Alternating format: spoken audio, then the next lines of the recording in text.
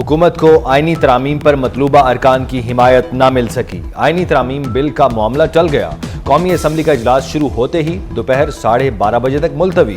Saint کا اجلاس بھی دوپہر 12:30 بجے ہوگا۔ جے یو آئی کا حکومت کو جلدی میں آئینی ترامیم کا بل نہ لانے کا پیغام۔ مولانا فضل الرحمان نے آئینی ترامیم پر مشاورت کے لیے وقت مانگ لیا۔ حکومت خصوصی کمیٹی کے اجلاس میں اپوزیشن کو منا نہیں سکی۔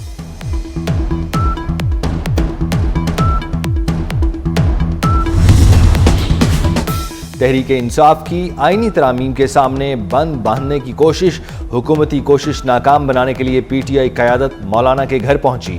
امامت میں مغرب کی نماز ادا کی۔ بیرسٹر گوہر، عمر ایوب، اسد کیسر اور شبلی فراز کا مولانا کو آئینی ترمیم کے خلاف کھڑے رہنے پر زور۔ ملاقات میں کوئی بریک تھرو نہیں ہوا۔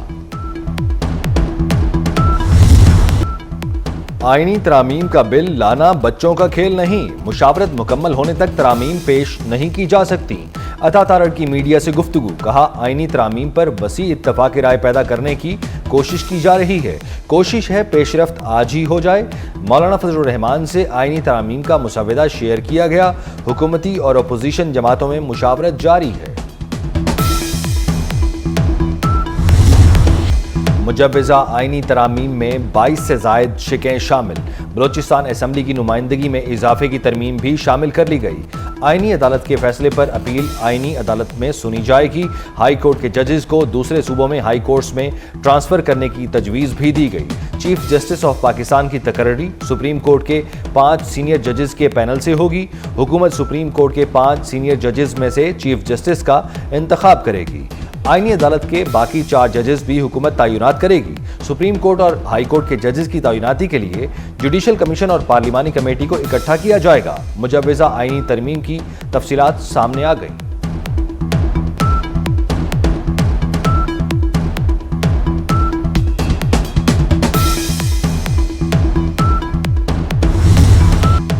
حکومت کے پاس آئینی ترامیم کے لیے نمبر پورے ہیں، نون لیگ کا دعویٰ۔ خواجہ آصف نے کہا امید ہے مولانا فضل الرحمان حکومت کا ساتھ دیں گے۔ ایوان کا ماحول اچھا رہنے کی توقع نہیں۔ سپریم کورٹ کے فیصلے کا آئینی ترمیم پر زیادہ فرق نہیں پڑے گا۔ ہماری نیت ٹھیک نہ صحیح، کام تو ہم ٹھیک کر رہے ہیں۔ رانا ثناء اللہ نے کہا آئینی ترامیم کے لیے 224 ارکان کی حمایت درکار ہے۔ اس وقت 223 اور 225 میں مائنس پلس ہو رہا ہے۔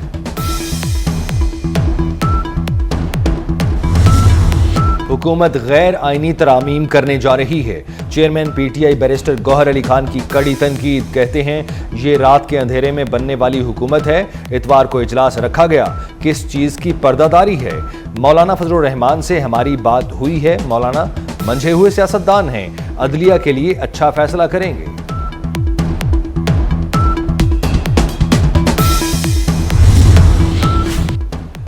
گھمبیر سیاسی صورتحال میں ہوا کا تازہ جھونکا۔ حکومت نے اس بار بھی پیٹرولیم مصنوعات سستی کر دی۔ پیٹرول کی قیمت میں 10 روپے فی لیٹر کمی۔ ہائی سپیڈ ڈیزل 13 روپے 6 پیسے فی لیٹر سستا۔ لائٹ ڈیزل آئل کی قیمت میں 12 روپے 12 پیسے کمی۔ مٹی کے تیل کی قیمت 11 روپے 15 پیسے کم کی گئی۔ امریکی صدارتی امیدوار ڈونلڈ ٹرمپ کے جلسے کے قریب فائرنگ، ٹرمپ محفوظ رہے۔ خبر ایجنسی کے مطابق فائرنگ کا واقعہ فلوریڈا میں پیش آیا۔ انتخابی مہم کے ترجمان نے کہا فائرنگ سے متعلق ابھی تفصیل فراہم نہیں کی جا سکتی۔ سرکاری بجلی کمپنیوں کی نجکاری پر احتجاج سے بچنے کا پلان تیار۔ وفاقی حکومت نے DISCOs, N T D C, GENCOs میں 6 ماہ کے لیے لازمی سروس ایکٹ نافذ کر دیا۔ احتجاج اور ہڑتال پر پابندی ہوگی۔ پاور سیکٹر کے تمام اداروں میں یونین کی سرگرمیوں پر بھی پابندی عائد۔ لازمی سروس ایکٹ کی خلاف ورزی پر کارروائی کی جائے گی۔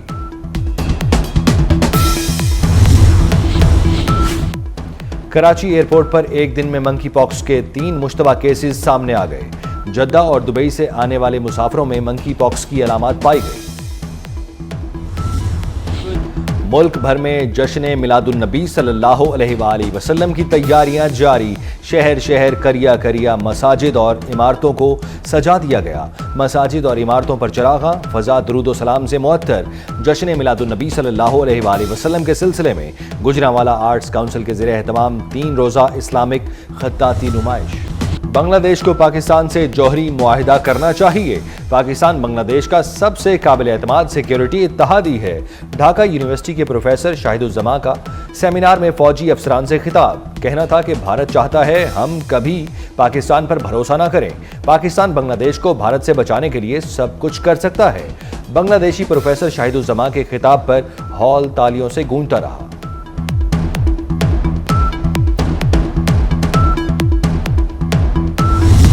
بھارتی افواج حریت پسندوں کی گوریلا حکمت عملی سے پریشان۔ برطانوی اخبار دی گارڈین کے مطابق کشمیری حریت پسند جدید ہتھیاروں کا استعمال کر رہے ہیں۔ حریت پسند پرعزم ہیں اور بھارتی افواج کا مورال ڈاؤن ہے۔ بھارتی افواج انٹیلیجنس جمع کرنے میں ناکامی کا اعتراف کرتی ہے۔ کشمیری حریت پسندوں نے بھارتی فوج کو ناکوں چنے چبوا دیے۔ کشمیری مجاہدین ہندو اکثریتی نئے علاقوں میں گھات لگا کر حملے کر رہے ہیں۔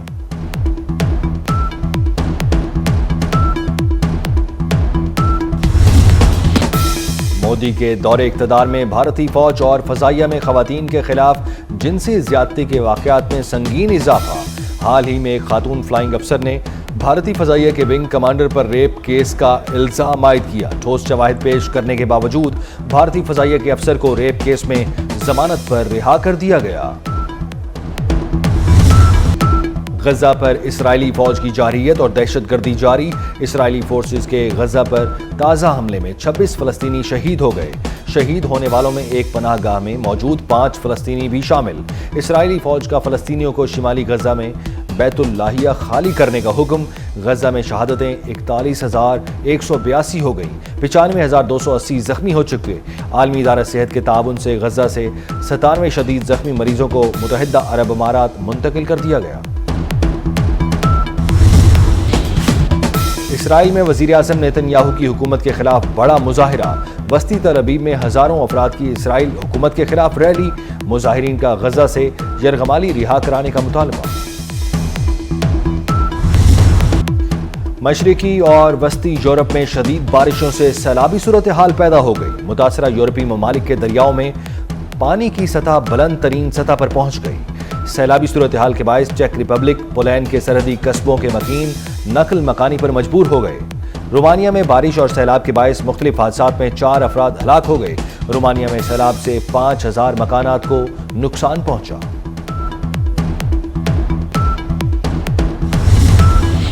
طاقتور ترین طوفان یاگی نے میانمار میں بھی تباہی مچا دی۔ میانمار کی فوج کے سربراہ نے امداد کی اپیل کر دی۔ حکومتی کرتا دھرتا عوام کے ریلیف کے لیے دیگر ممالک سے رابطہ کریں۔ متاثرہ علاقوں میں ریسکیو، ریلیف اور بحالی کے کام کو فوری شروع کیا جائے۔ غیر ملکی میڈیا کے مطابق لینڈ سلائیڈنگ اور سیلاب سے 66 افراد ہلاک، جبکہ 2,35,000 بے گھر ہو چکے ہیں۔ باغوں کا شہر ماحولیاتی آلودگی کی لپیٹ میں۔ لاہور خوبصورت پرندوں سے بھی محروم ہونے لگا۔ کئی سال پہلے اس شہر کی فضاؤں میں انواع و اقسام کے خوبصورت پرندے چہچہاتے تھے۔ حسین و جمیل پرندوں کی جگہ اب چیل، کووں نے لے لی۔ ماہرین کے مطابق پرندوں کو روٹنے کے بعد درختوں کی کٹائی وجہ بتائی گئی۔ لاہور میں شام 84 گھرانے کی جانب سے کلاسیکی میوزیکل ڈنر کا اہتمام۔ استاد شفقت سلامت علی خان نے کافیاں اور ٹھمری پیش کی۔ دیگر نامور گلوکاروں نے بھی فن کا مظاہرہ کیا۔ حاضرین سے خوب داد سمیٹی۔